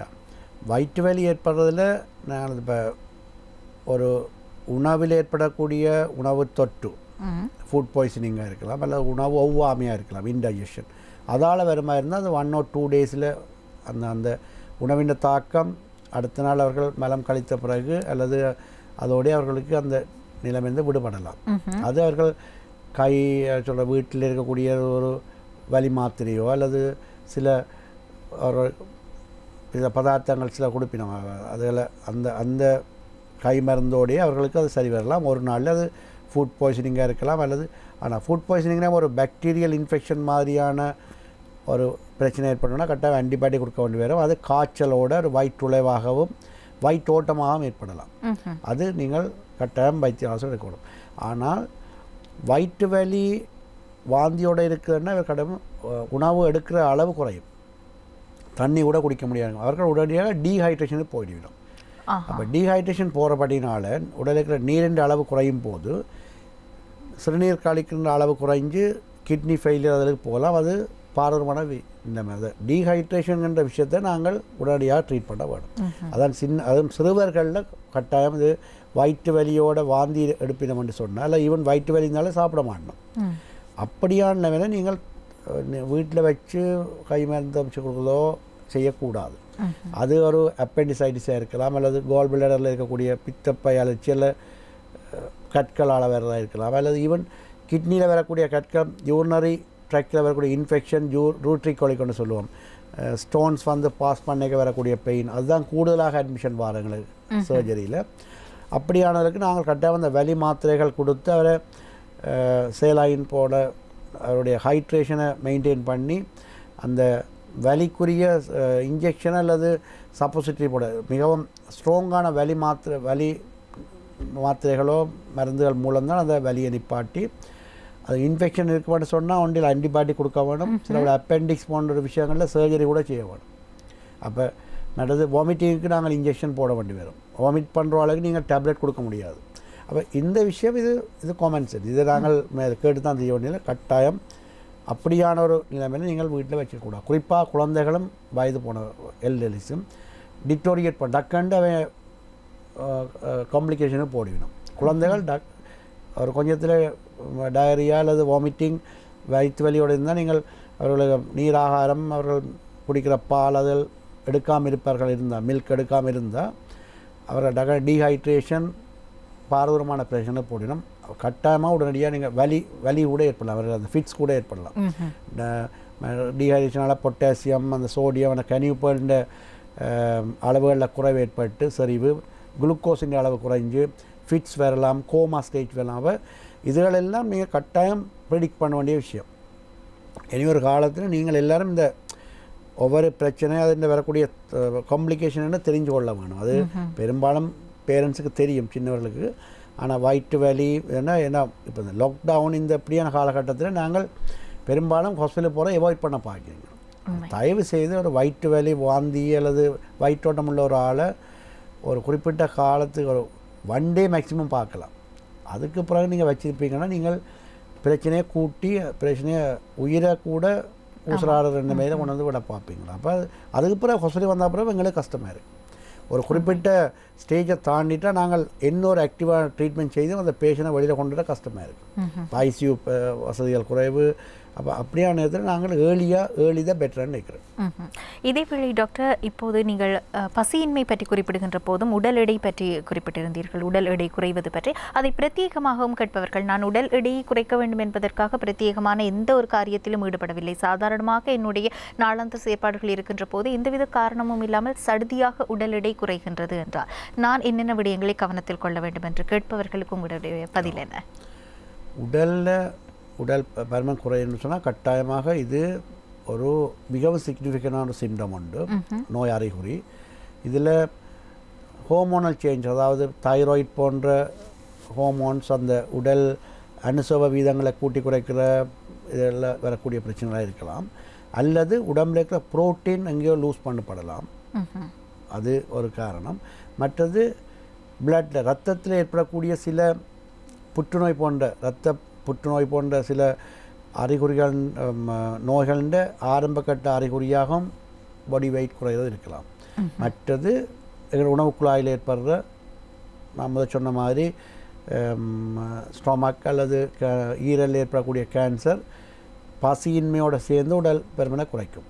மிகவும் severe loss of appetite, severe அந்த appetite இல்லாமல் போய்க்க விதின் ஒரு 2-3 வீக்ஸில் டக்குண்டு எல்லா ப்ரோட்டீன் எலும்பு தோல்மன்னு சொல்லிடும். பார்த்தோன்னே என்ன நீங்கள் இவ்வளோ மெலிஞ்சிருக்கீங்களா. அப்போ அப்படி ஒரு உங்களோட ஃபேமிலி மெம்பர்ஸ்க்கு தெரியாது, நடுவில் பார்க்குறபடியா ஒரு 2-3 டேஸுக்கு ஒருக்கா ஒரு ஆள் பார்த்து உங்களோட வித்தியாசம் எனக்கு வெயிட் குறைஞ்சிங்கன்னா தட் இஸ் சிக்னிஃபிகண்ட். அது நீங்கள் ஒரு முக்கியமான ஒரு இதாக எடுத்துக்கொள்ளும். அது கட்டாயமாக நீங்கள் அனலைஸ் பண்ண உடனடியாக ஆலோசனை எடுக்க வேண்டும். சடுதியாக ஒருவருக்கு உடல் எடை குறையுதுன்னு சொன்னால் உடலில் ஏதோ ஒரு முக்கியமான ஒரு நோயின் தாக்கம் இருக்குது, அதை என்னென்னு பார்க்க வேணும். அது நீங்கள் சொன்னீங்க அதுக்கு முயற்சிகள் எடுக்காமல் இருக்க அது நோயின் இது, அது நல்ல விஷயம் அல்ல. அது கட்டாயம் நாங்கள் இன்வெஸ்டிகேட் பண்ணணும். கூடுதலாக வயது போனவர்கள் 50 வயதுக்கு மேற்பட்டோம்னா இது ஒரு புற்றுநோய்க்குரிய எங்கே ஏதாவது புற்றுநோயாக இருக்குமா அல்லது பிளட்டில் ஏதாவது பிரச்சனை இருக்குமான்னு இரத்த புற்றுநோய் கூட நான் சொன்ன மாதிரி அந்த இதை ஏற்படுத்தலாம், பசியின்மையும் உடல் எடை குறையுதும். ஆனால் இளம் பராயத்தில் அந்த ஹோமோனல் சேஞ்சஸ், அதால் குறிப்பாக தைராய்டின் தொழிற்பாடு கூடும்போது உடல் எடை குறையும், சரியான மசில் வேஸ்டிங்லாம் வரும். அது நாங்கள் பார்த்து கொள்ள வேணும். அப்போ அது ஒரு முக்கியமான சிம்டம், நாங்கள் உதாசீனம் செய்ய இயலாது. ஆகவே ஒட்டுமொத்தமாக அனைவருக்கும் இருந்திருக்கக்கூடிய சந்தேகங்கள், அதற்கான பதில்கள் என்று பார்க்கின்ற போது சூழ்நிலைகளை காரணம் காட்டி, அவர்கள் இப்போது இருக்கக்கூடிய இந்த சூழ்நிலைகளை காரணம் காட்டி தங்களுடைய நோய் தொடர்பாக வைத்திய ஆலோசனையை பெறாமல் தவிர்ப்பது என்பது ஒரு சிறந்த உகந்த வழிமுறையாக இருக்காது. ஆகவே அனைவரும் உடனடியாக தங்களுக்கு அருகிலுள்ள வைத்தியரையாவது நாடி அதற்கான விளக்கங்களை பெற்றுக்கொள்வது அவசியம் என்பதை புரிந்து கொள்ளக்கூடியதாக இருந்தது.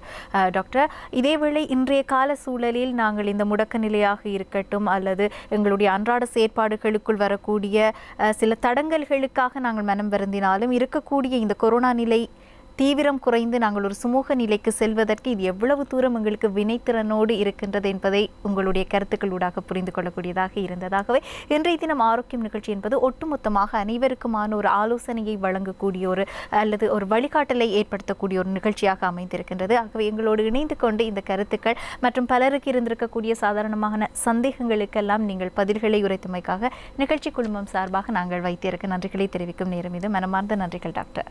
வணக்கம், நன்றி. இன்றைய தினம் ஆரோக்கியம் நிகழ்ச்சியை பார்த்தீர்களானால் இந்த காலச்சூழலில் நாங்கள் எவ்வாறு நடந்து கொள்ள வேண்டும், அவ்வாறு நடந்து கொள்வதன் ஊடாக கிடைக்கக்கூடிய வெற்றி எப்படியானதாக இருக்கும், அது மாத்திரமல்லாமல் வீடுகளில் இருக்கக்கூடிய எங்களுக்கு வரக்கூடிய சின்ன சின்ன நோய் அறிகுறிகள் எல்லாம் நாங்கள் கவலையினமாக கடந்து செல்லாது அது தொடர்பில் உரிய வைத்திய ஆலோசனை பெறுவதனுடைய அவசியம் பற்றியெல்லாம் இன்று கலந்துரையாடக்கூடியதாக இருந்தது. இந்த ஆரோக்கியம் நிகழ்ச்சி உங்கள் அனைவருக்கும் பயனுள்ள நிகழ்ச்சியாக அமைந்திருக்கும் என்ற நம்பிக்கையோடு இத்தோடு நிகழ்ச்சியை நிறைவு செய்து நான் விடைபெறுகின்றேன். மற்றும் ஒரு நிகழ்ச்சியில் சந்திக்கலாம். அதுவரை நன்றி, வணக்கம்.